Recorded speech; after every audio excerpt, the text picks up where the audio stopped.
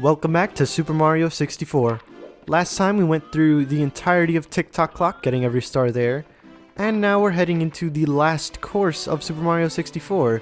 You enter it pretty much the same way as you enter Mario something over the rainbow. I don't quite remember what the name of that special secret star. I was gonna say special star, excuse me. Anyway, this is Rainbow Ride. It has a lot of riding on magic carpets that go over rainbows. I'll go on this magic carpet because, well, the reason I say it like that is because there is another way to get to the central area of the level that is faster than the magic carpet, but I need to show it off once. At least I feel that I should show it off once. Be careful of this fire spewing thing here, because if Mario burns his butt, he's not going to be able to stand still, and you'll probably definitely fall off of the magic carpet. And that was a very dangerous long jump. Anyway, this is what I consider the sort of central area of this level, because it kind of gives you access to all the stars. Like if you go in the direction the camera's facing right now, there's like 2 stars over there. Over here is pretty good for like getting the 100 coins, as well as the... Well, I'm kind of spoiling the rest of the level by saying it like that, aren't I? In terms of my opinion on this level, I actually like it, despite the magic carpet ride stuff. I do think that the carpet rides are slow, but they do provide some platforming challenges. I just kind of wish either the platforms were faster or there was more of an abundance of the platforming challenges to distract you while you're riding them, because honestly it's not all that enthralling.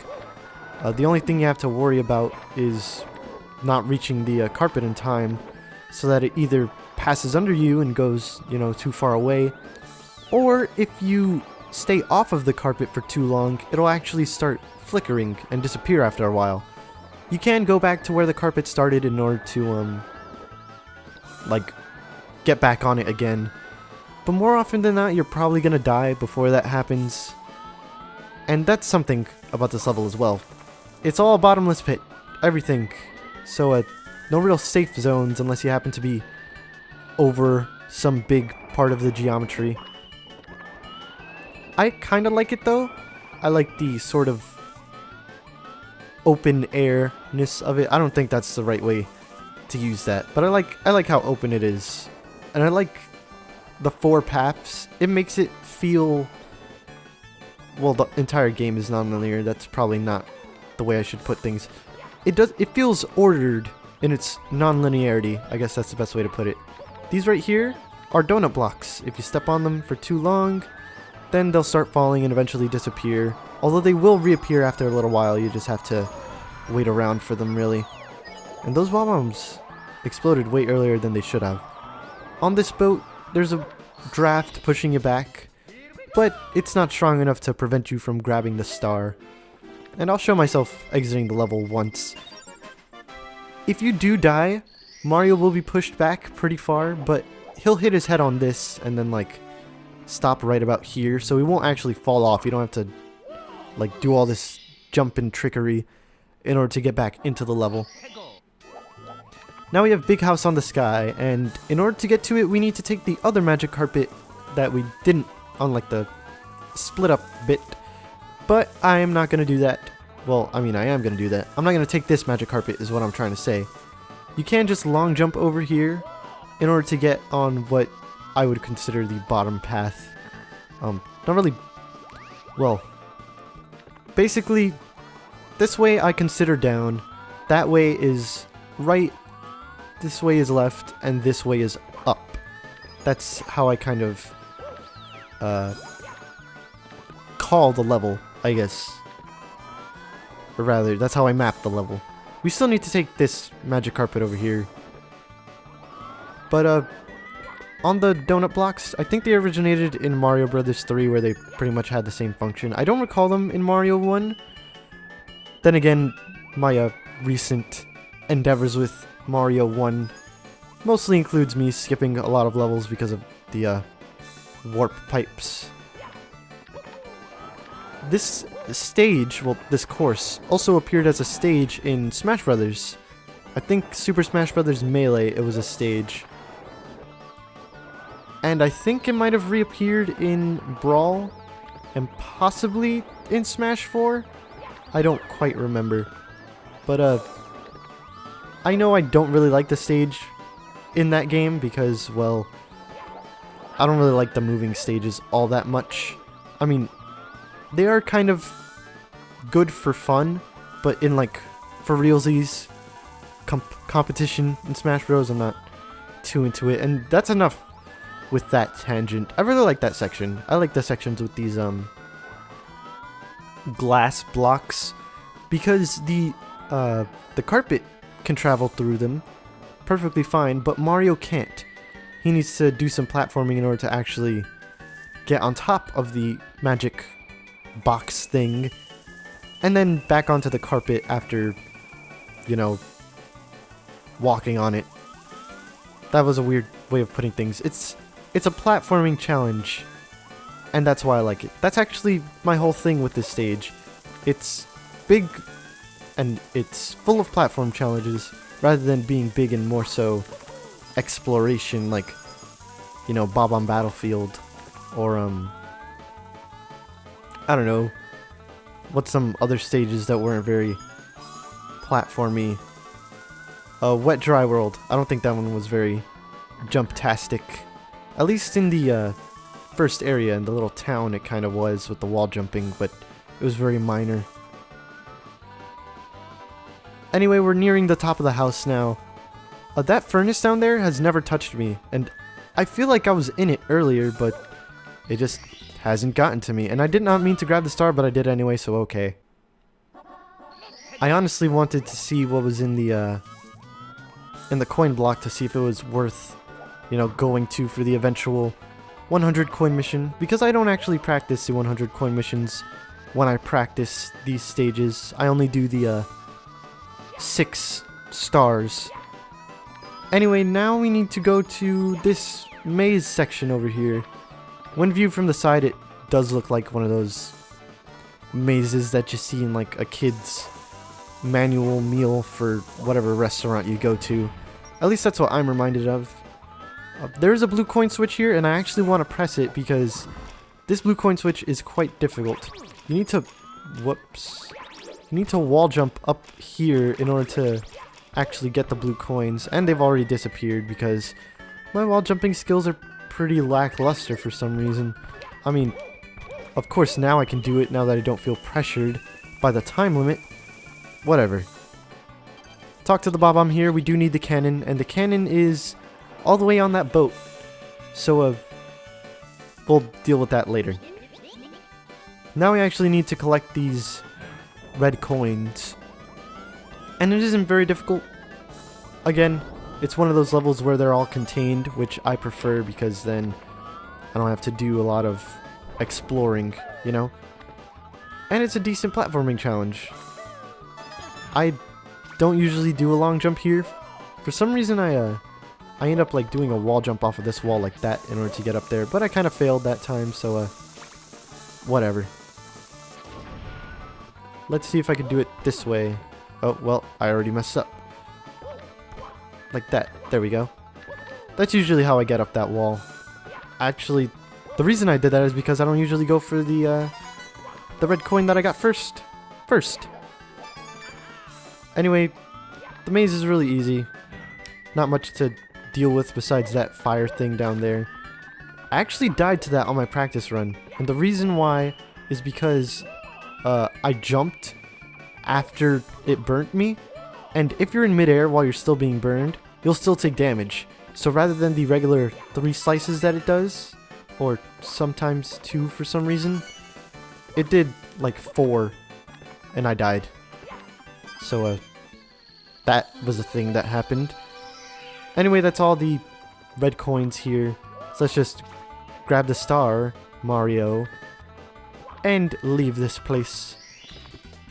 Probably to return because red coins are very useful for the 100 coin missions. And now swinging in the breeze. This is one of my favorite just stars, excuse me, in general. because we are going to what I consider the down section. It is, you know, lower than the rest of them, so that's the justified name. But the reason I like it so much is because of all the platforming that you have to do.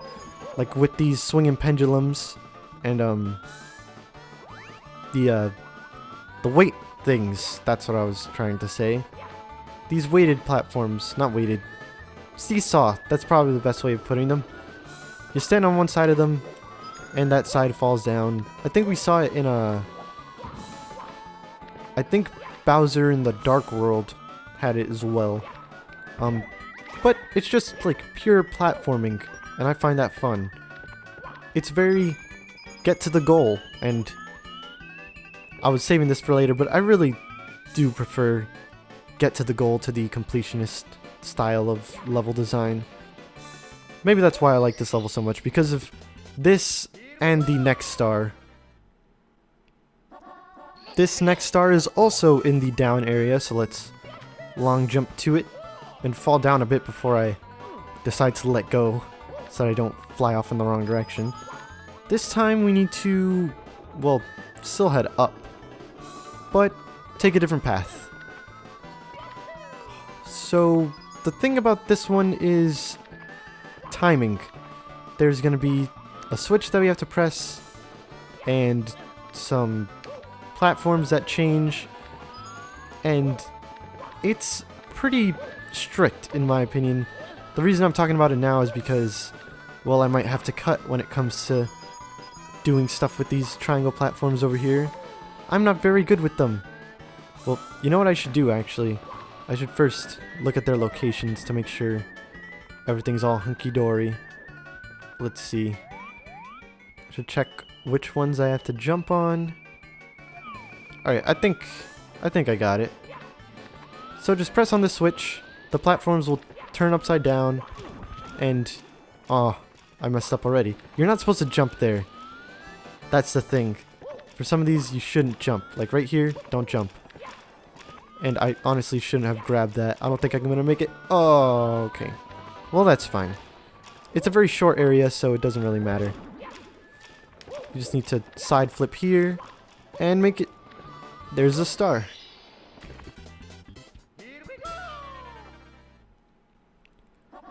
And now we have the last mission where we need to take the boat. So I'll probably cut back to where the boat is, because it's kind of boring getting from the magic carpets all the way up to the I forgot the name. I just said it. Boat. How did I forget the name boat? Like, what the heck? Whatever. I'll see you when I get there. Okay, back very close to the boat. That actually took a lot longer than it should have. I may or may not have died. But we need to take this cannon here. And I think the name of the level is like shoot to the rainbow or something like that. We need to shoot through this rainbow ring, and at that pole, you should line yourself up with the pole first and then aim for the middle of the ring.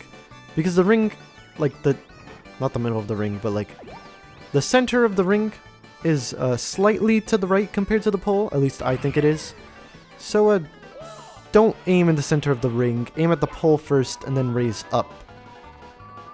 There's a Chuckya here that probably won't do anything to you. If it does catch you near an edge, it might throw you off, but it hasn't done so to me. Then again, I haven't really let it catch me. But that's all of the normal stars in... what was this place again? Rainbow Ride. Yes, that's what it was. Now, time to go collect the 100 coin star. For this last 100 coin mission, I decided to go with the Sky from The Legend of Zelda Skyward Sword. Zelda has kind of been underrepresented in this 100 coin collecting series, so I decided it should get the last one. Like Sonic had like 3 or 4, same with Mario, so Zelda only having 2, I think deserved the last slot. Thing is, it's not an Ocarina of Time song, but there wasn't really any Ocarina of Time song that would fit, so kinda had to go with the Sky. Anyway, collecting 100 coins here. The first thing I recommend you do is take the magic carpet at the beginning to get the 8 red coins on the octagonal platform near the beginning, and to get to the central area. Then on those 4 octagonal platforms in the center, grab as many coins as you can. There should be 8 on each, well, 8 on 2 of the platforms and then 5 from the Lakitu. After that, head to the 8 red coin area, grab the red coins, along with the blue coins if you can, because they are pretty difficult. After that, head to the bottom area, as I call it, with all the platforming that I like. Probably the second most lucrative. After that, you can go to probably any of the 2 other magic carpet areas you want. I don't really have to go there because I got enough coins in the other 2 areas that I went to.